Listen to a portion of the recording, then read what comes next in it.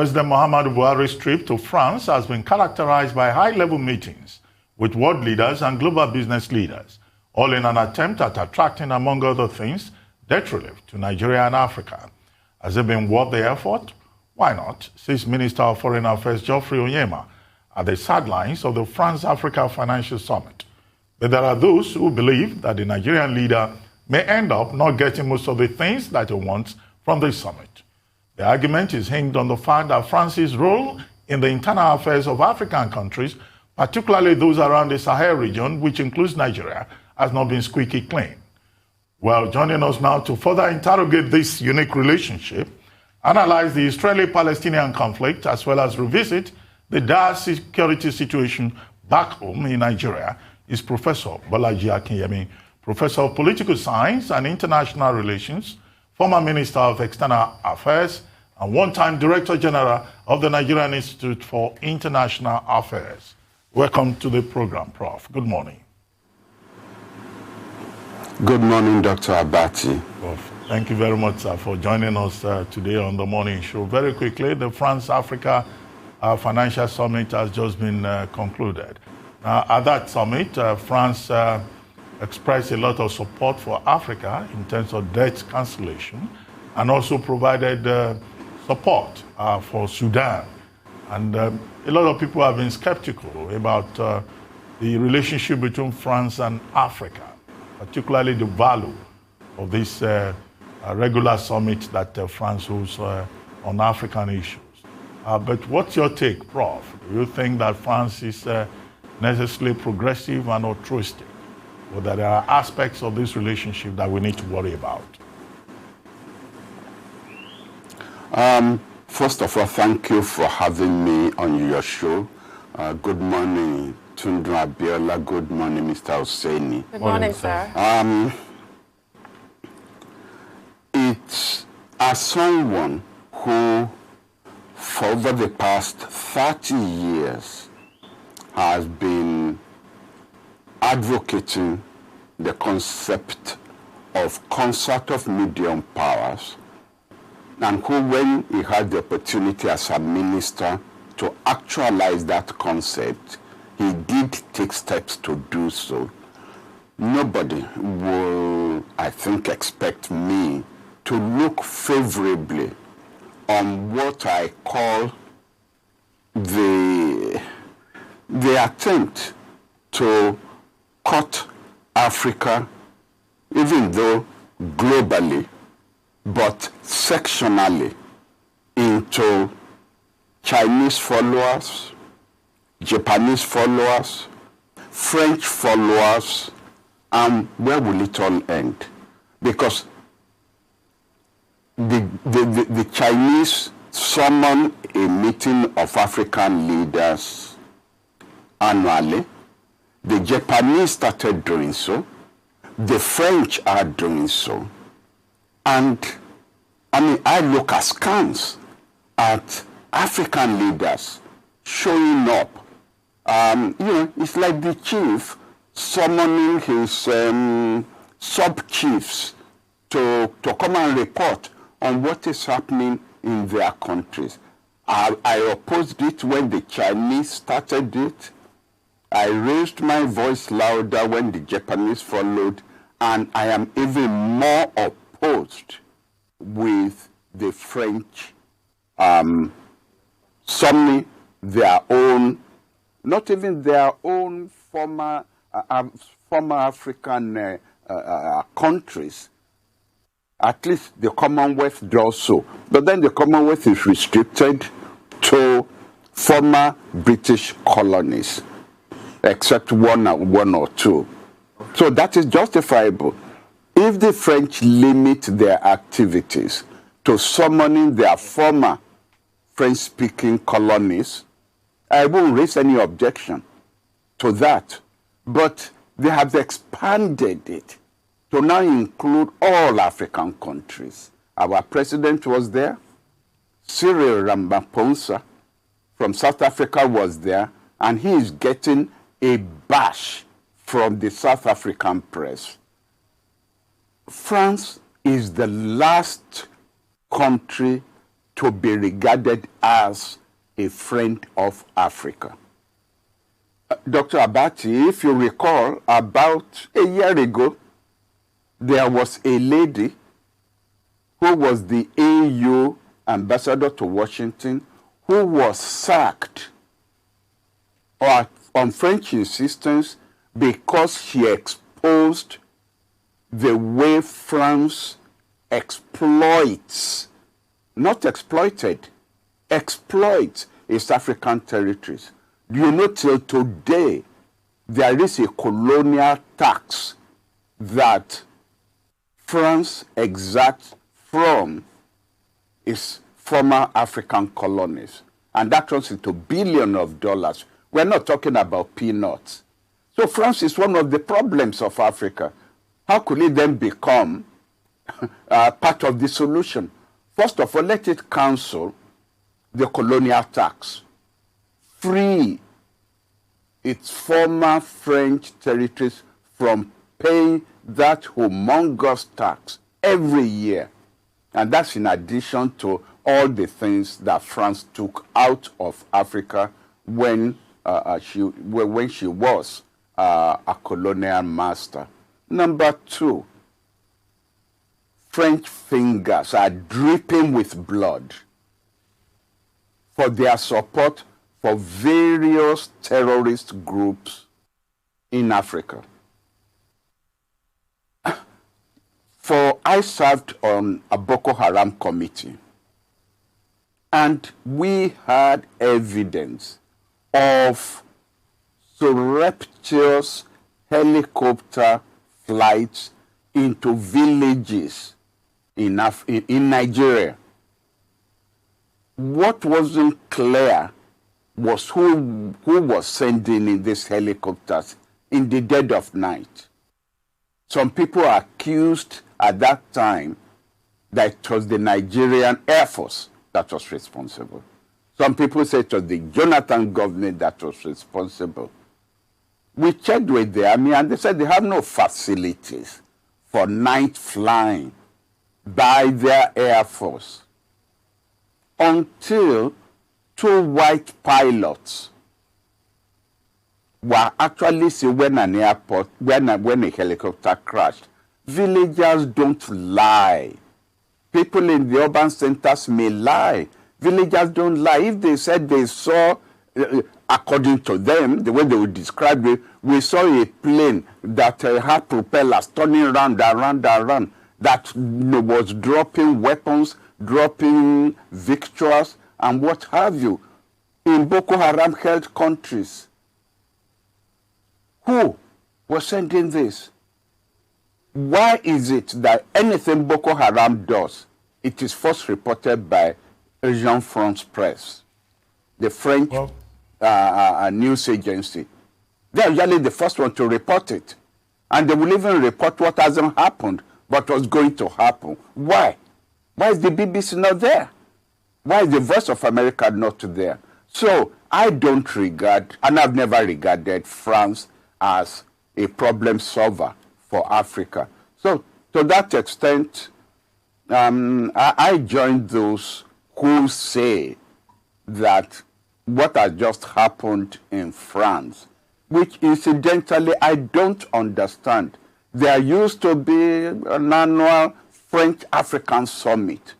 All of a sudden, it's been sectionalized now to French-African finance something. Well, Prof, are we then going to have French-African economic something or what? Prof, on that note, we need to take a short commercial break, and then we'll continue with the conversation after that break. Please stay with us.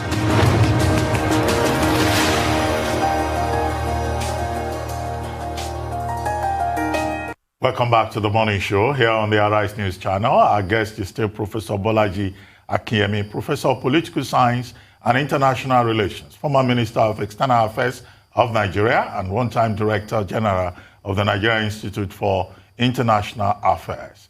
Well, Professor Akinyele, thank you for staying with us. Sorry I interrupted you. We needed to take that commercial break. If you could just conclude your thoughts. And perhaps I get your point about imperialism, neocolonialism, But even our president at this same summit in France was appealing to France, to support Nigeria, to support debt relief for African countries, and to even come to Nigeria and exploit natural resources. And, a favorable environment will be provided for France and other European nations. Is there something that the people in government do not know? Well, maybe there's something people in government know that we don't know. Maybe we read different scripts and do different analysis. That's all I can say about that. I'm not going to take the president to the cleaners. He has access to more intelligence than I do, but I see things differently. And I think after how many years? 50, 60 years as an international relations expert, I do know a thing or two about international relations. Well, you certainly do, sir.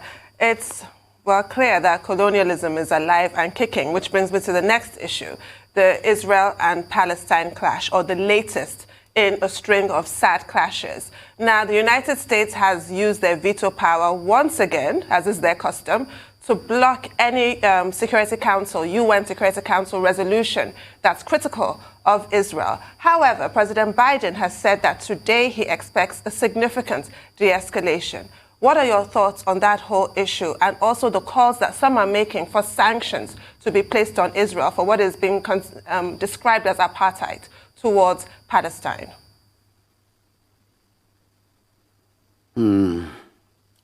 Poor Palestinians, so near to Israel, so far from God.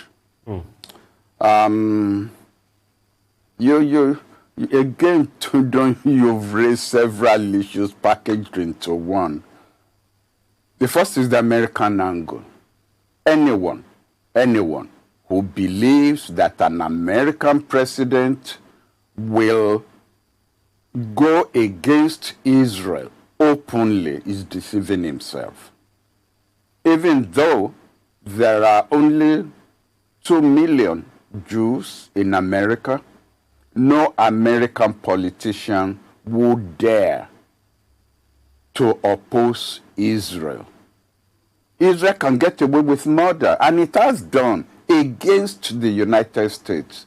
You'll recall after the, I think, 67 war or so, there was an American communications ship that was obviously doing its job, intelligence, monitoring radio waves coming out of Israel and out of Egypt. And Israel bombed, even though it was identified clearly as an American ship, Israel bombed and killed several of the sailors. Lyndon Johnson was president at that time. It was close to his re-election aspiration, and the United States hid this. They hid this. They towed the ship to an obscure shipyard away from the American prying eyes of the press. So, if Israel could do this to the United States and get away with it, why would you think that every American president would not have learned his lesson? So, I never expected that Biden will vote against Israel or even do what Obama did, which was to abstain from voting, and he got roasted for it. Yes, sir. And you will recall, that the person who had ever insulted an American president openly on American soil was not Chinese, was not Russian, was not even North Korea.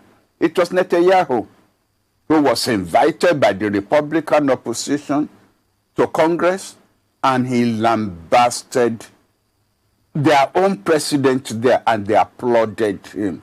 But what then surprised me was on the eve of Obama leaving office, he signed this huge arms deal for America to supply arms to Israel. So I'm not going to say why or how. Let me just state this.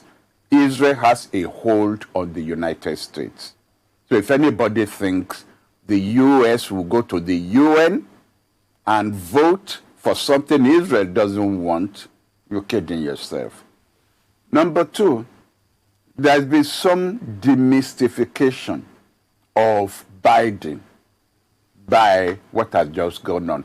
You know, Biden used to be praised. He was chairman of the Foreign Relations Committee for so many years, vice president so many years. So he has his fingertips, you know, firmly on foreign policy issues.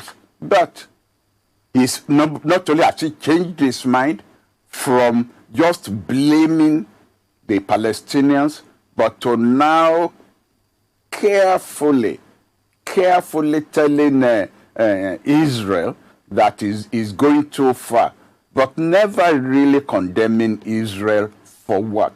For evicting Palestinians from their homes in the occupied territories. And this is the language that the UN and international law uses. So it's not even within Israel proper. It is within occupied territories that the Jews are evicting Palestinians. That's the beginning of all of this that we are seeing. And then they crack down, heavy hand by the police on Alaska Mosque, that even the Israeli government itself had to say, well, maybe the police could have done things, you know, in a better way. Biden has not criticized, you know, Israel on this. And of course, the trap Trump laid for a forthcoming government when he moved to the American embassy from Tel Aviv to Jerusalem. All these are little nitpicks that eventually lead to this kind of a blow up. If I am fighting a giant, don't expect me to get close to him to land a blow. I will be throwing stones from a mile off, because that's the only protection that I have. So to criticize the Palestinians for lumping rockets into Israel, when only less than 10% of the rockets get through, and you are not even equating it, you are not blaming Israel for the destruction of Hamas. Let me tell you something I came across only 4 days ago. I was reading the comments by a former Israeli military governor of Gaza. I'll repeat that. A former Israeli military governor of Gaza, who said he warned Israel when Israel decided to create and energize Hamas as a counterfoil to the PLO, that Israel was looking for a Palestinian group that would diminish the PLO, and that was why he said he was the governor. He was giving dollars to pass on to Hamas at the very beginning, where Hamas was nothing but a radical movement. And he said he warned his superiors in Israel, you will regret this, because there's no Palestinian group that will be pro-Israel. He said they ignored him. Now, I wasn't aware of this until a few days ago. So, I am, the solution to this is to really say there is no solution. Okay. I know there'll be people who will say, well, let Israel Pardon? He said, oh dear. Okay. Yes, you're right. That's why I said poor Palestinians so far from God. Yes, sir. The people, I mean, theoretically, I could say, oh yes, let Israel vacate occupied territories. Let Israel go back to the 1967 boundary and give Eastern Jerusalem as capital for the Palestinians. Okay, sir. I could say all of that in theory, but I know it won't happen. Okay, It will not happen. So this is the latest of the several rounds you are going to get. I mean, very deep insights as always, Prof, and thank you so much for all of that. But there are many dynamics to it. So I've been reading recently an Israeli national, the most liberal paper out of Israel, and they are plotting many dynamics to it. The first one will be around the power struggle going on in Israel, Benjamin Netanyahu, the undecided elections, Naftali Bennett, and the opposition leader trying to form a government. Netanyahu wants to be retaining power and uses a good war to fight that cause. Secondly, there's another role. Turkey called on our president, Recep Tayyip Erdogan did call on President Buhari to talk to him about the Palestinian plight. Do you think Nigeria would take that side?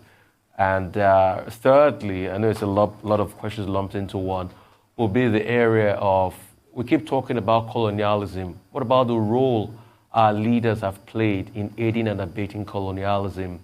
Because if we manage our resource properly, we don't need to run to the West. We mismanage our resource, we run to the West for help, they give us their conditions, and the colonial cycle continues again. And all of these conferences that our African leaders go to is just a reenactment of the Berlin Conference, really. We go cap in hand, keep begging, and we are not there in the room to make firm conversations. Mr.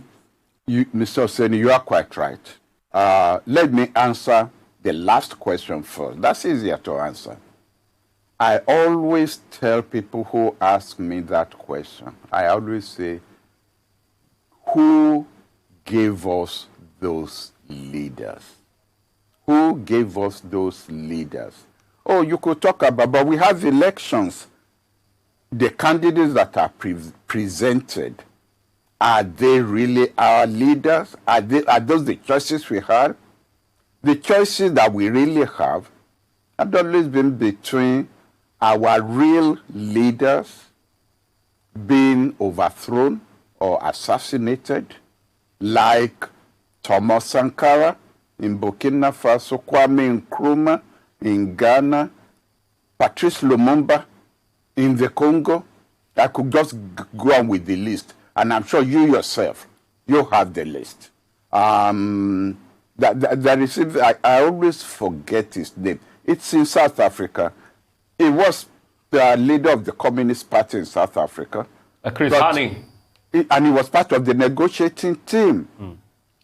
He was killed, he was assassinated, leaving his house because he posed the critical alternative, the radical alternative to the sellout that the ANC had become and during the negotiation. So once you've eliminated our group Prof, so sorry, leaders. we'll go on a quick break, Prof. If you can hear me, we'll go on a quick break. We'll come back to you to share those insights. Thank you so much.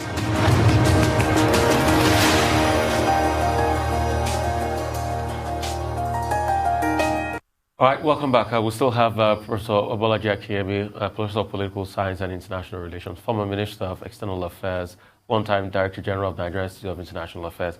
Prof, we're talking about, why African leaders pander to the West. You were talking about the story of Chris Hani, how they normally kill our African leaders. The true ones, anyway. Yes. Thank you. Yes, Chris Hani was the one I had in mind. Do you think Murtala Mohammed will have gone to that meeting in Paris, having given that speech about Africa coming of age? Of course not. He wouldn't have gone. But then I cannot swear for any other Nigerian leader after that who will have stayed away. So we have two battles on our hand. And the first battle is how to get leaders of our choice. And the threat to them come from their security forces. Each of the superpowers have embedded their men and women into our several systems. I mean, when I was DJ Nye, I used to be surprised when some little country will be having their national day, and half of members of the Supreme Military Council will be there because they regarded it as an honor to be invited to the birthday or national day celebration of this European country. And when I became a minister, I fought to have this attitude stopped. That, look, all right, let us play it on equity. If a minister from country A will attend our own National Day parade in his country, then we should send a minister in Nigeria to attend their own. But not for 5 ministers to show up there. But it happens. How do we stop that? Again, I'm sorry to say, I have no answer to that. Because our security forces are actually configured along our own cleavages. In any army in Africa, they will regard fellow Africans as their enemies to be targeted, while they will regard the intelligence officer from the French embassy as their friend, and regard themselves as being, honored by being cultivated to be an agent. So it's going to be a long battle. It's going to be a long battle. The second question which you raised about the other forces responsible for continuation of this conflict, I totally agree with you as regards internal domestic politics in Israel that Netanyahu is trying to exploit. On the other part, Hamas also was having problems with this unification agreement between Hamas and the Palestinian Authority on the West Bank. They are supposed to have a unification election as to who would then govern the whole of, the Palestinian authorities. Hamas was certain it wasn't going to win that election. So it really may have been in Hamas' interest to also stoke the fire, knowing that it will lose, but in the process, it will again become a hero to the Palestinians, that it is Hamas who took the punishment on their collective behalf, and the government on the Western Bank had just remained irrelevant in what is going on. And that's why I laughed when they said Biden spoke to Netanyahu on one hand, and the president of the Palestinian Authority on the other hand. What influence does the Palestinian president have? Zero, zilch, nothing. But they said they cannot talk to Hamas because Hamas is a terrorist organization. Are the Americans not talking to Taliban in trying to get out of Afghanistan? Is Taliban no longer a terrorist organization, even by American definition? Come off it, Who's fooling who? Talk to Hamas if you really want to act on the basis of equity, and then to announce you are airlifting weapons to Israel in the middle of the war. What do you want people to believe? So I agree with you that